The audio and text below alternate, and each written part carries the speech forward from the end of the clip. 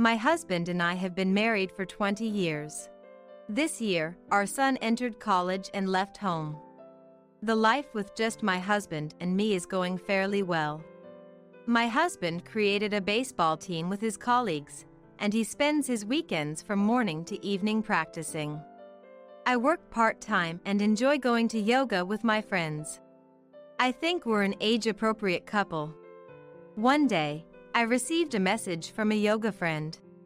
I'm currently at the station, but isn't this your husband? Reluctantly, I opened the photo to see my husband walking hand in hand with another woman. My heart raced. Could my husband be cheating? He left today saying he was going to practice for a match, but could that also be a lie? My friend asked, "What will you do? Will you come here?" After hesitating, I replied, "No, it's okay. I'll talk to my husband." What should I do? I'm scared to ask my husband. What if he really is cheating? What should I do? Divorce at this age. I worry. Can I lead a peaceful life as before if I pretend not to know?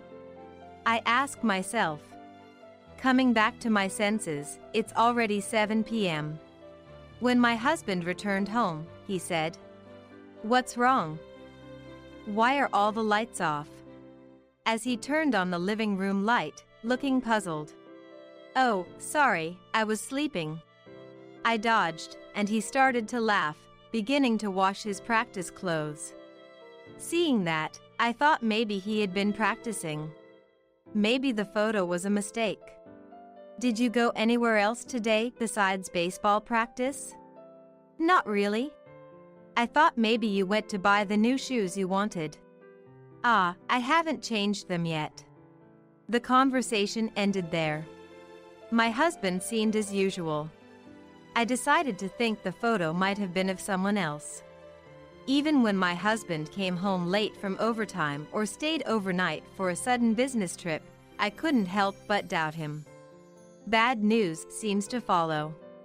One day, I stopped by the supermarket on my way back from my part-time job. That's when I received a call. It was from my brother. It had been years since we last spoke on the phone. What he told me was that our father's health was not good. He had suddenly collapsed at work, was rushed to the hospital by ambulance, and after some tests, they said he wouldn't last long. My mother had passed away a few years ago, and although my father, now alone, had refused the offer to live with my brother and his wife, he was supposed to be living a healthy life on his own. Last week, when we spoke on the phone, he seemed fine, so I was very surprised. I told my brother I would visit soon and hung up. That night, when my husband came home from work and I told him about my father, he looked sad. "So, your father is? Don't worry about things here, go see him," he said kindly. Encouraged by my husband, I went to see my father the next day. Suddenly felt dizzy and couldn't get up. Can't be aging. Sorry to worry you, my usually talkative father said weakly. Is something wrong? Did you and your husband have a fight? He asked, catching me off guard. With a wry smile, my father said, "You're like your mother, holding things in. We don't know what the future holds, so go with how you feel." Parents are happy seeing their children's smiles. That made me pause. I wanted to talk more with my father, but he said he was tired, so I decided to leave for the day. It was only about 15 minutes, but seeing how weak he was brought me to tears. As I waited for my tears to stop on a sofa near my father's hospital room, a man in a white coat sat next to me. "Are you here to visit your father?" "I'm in charge of his care." The man started talking to me. I hurriedly wiped away my tears. "It's okay. It must have been a shock. Do you have any questions?" I asked him about my father's condition and what to expect, and he kindly explained everything to me. I felt much calmer by the time a nurse came to call him away. Then, I called the friend who sent me the photo and talked to her.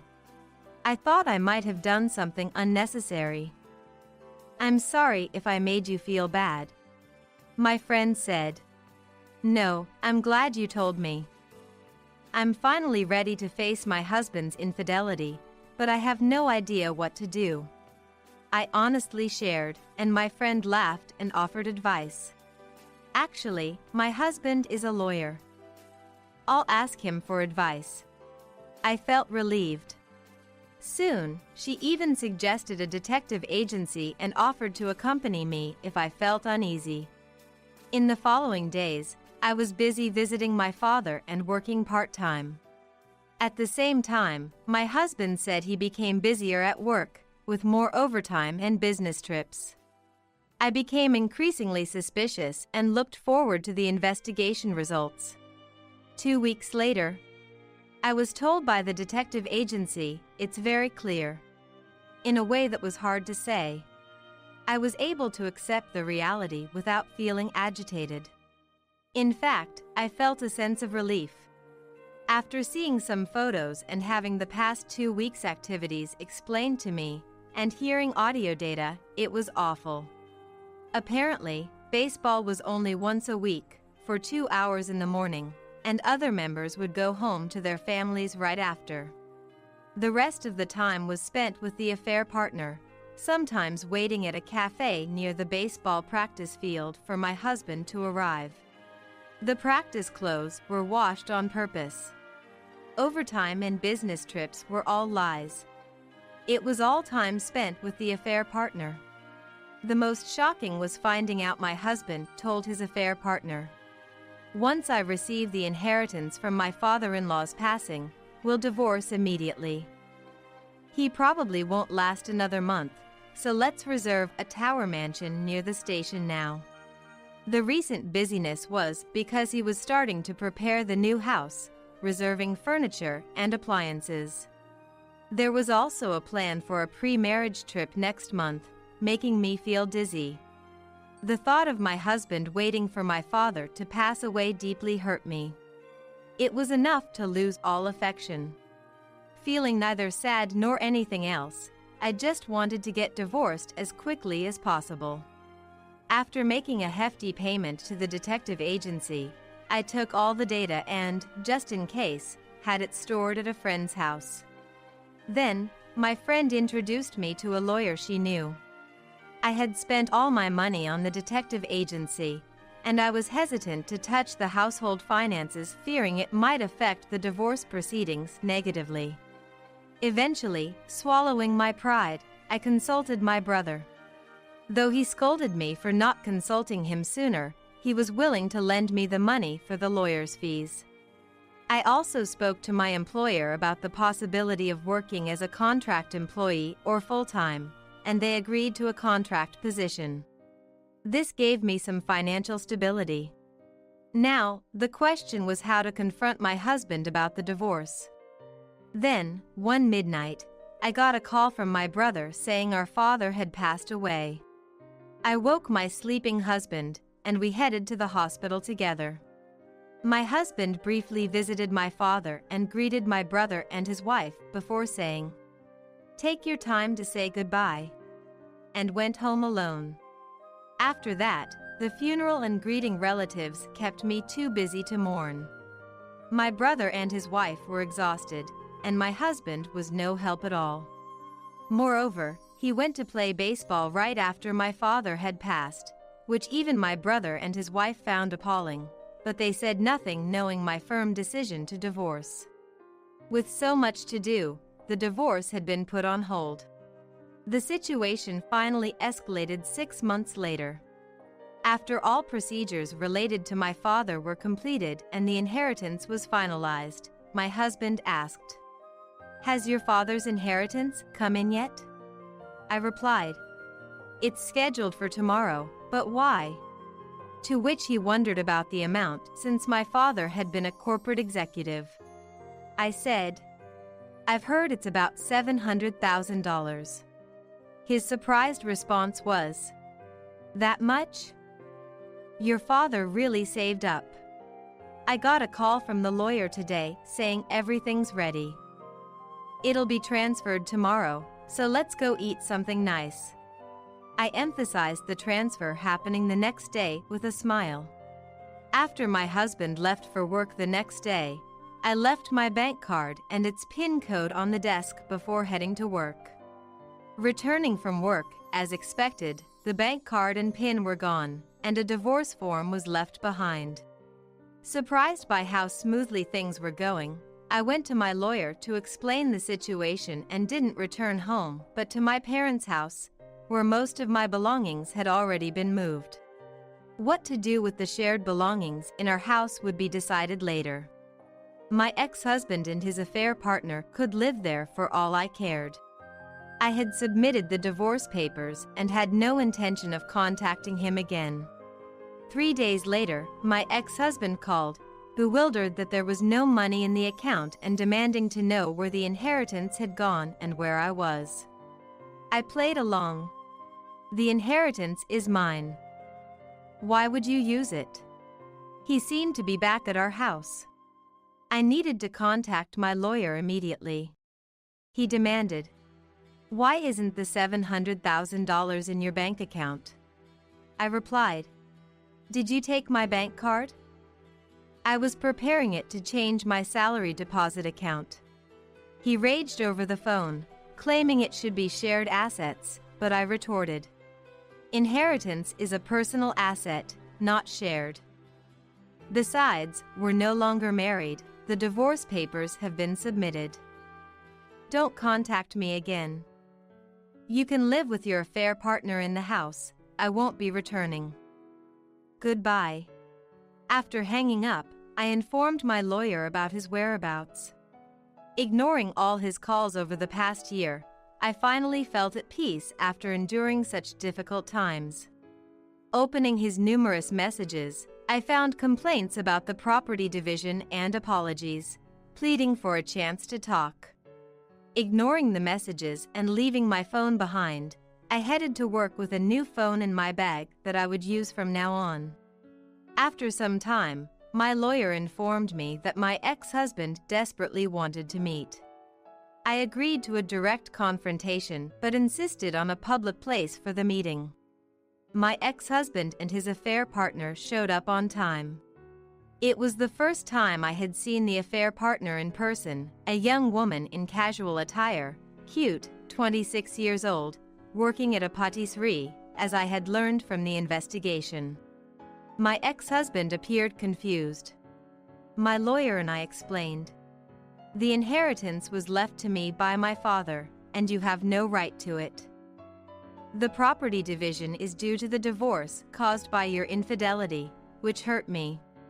My ex-husband argued, "It wasn't infidelity, it was a mismatch of personalities. And it was me who wanted the divorce, not you, so the infidelity doesn't matter." I retorted, "I never thought you lacked common sense to this extent. A person with a fault cannot initiate a divorce. It's not about who brings it up first. You cheated, so you're at fault."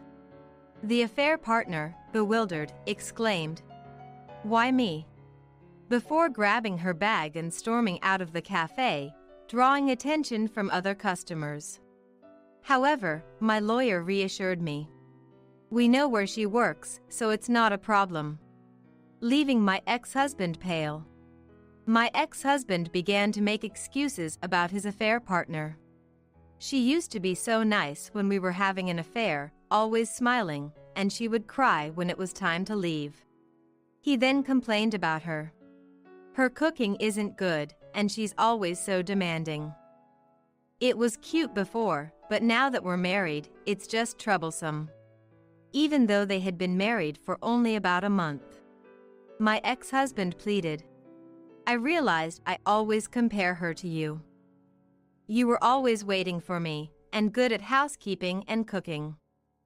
Can we start over?" I was appalled. "It's impossible.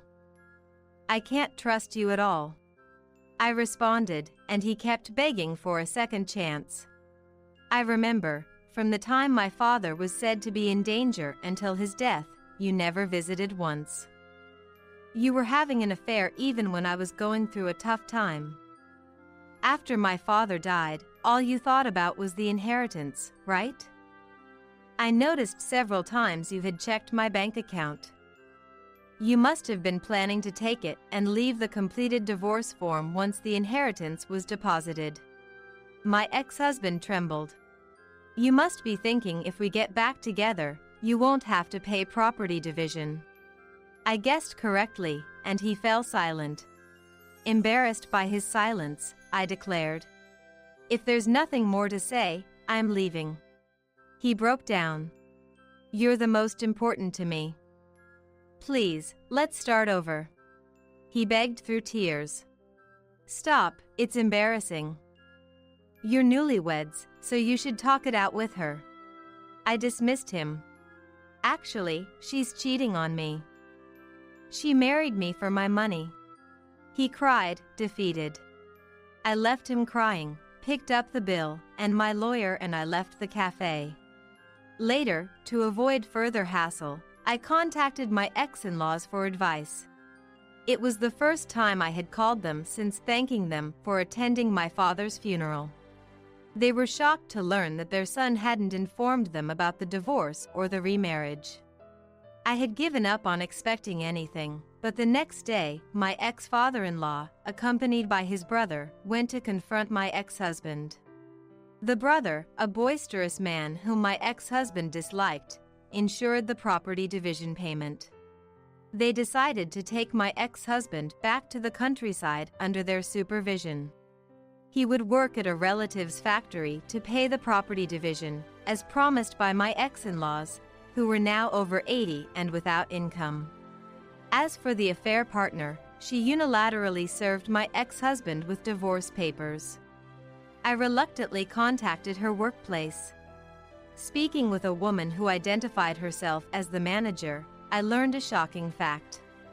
The affair partner was allegedly having an affair with the store manager's husband. The store manager said, "I'm preparing to sue. Rest assured, I won't let them get away with it." True to her word, a few months later, the condolence money was deposited into my account. When I went to her workplace to express my gratitude, the affair partner was nowhere to be seen. I learned she was now working multiple jobs to repay the property division, including at a construction site nearby during those hours. Out of curiosity, I went to see and found the once cute-faced affair partner, now makeup-free and drenched in sweat, being scolded by an older man as she worked. She must be struggling with a significant amount of debt, a consequence of her actions and the turmoil she caused in another family's home. When I told my son about the divorce, he was quite surprised, but said, "It's your life, Mom. You should do what makes you happy," which was a relief to hear. I continue to cherish each day, determined to live my life to the fullest.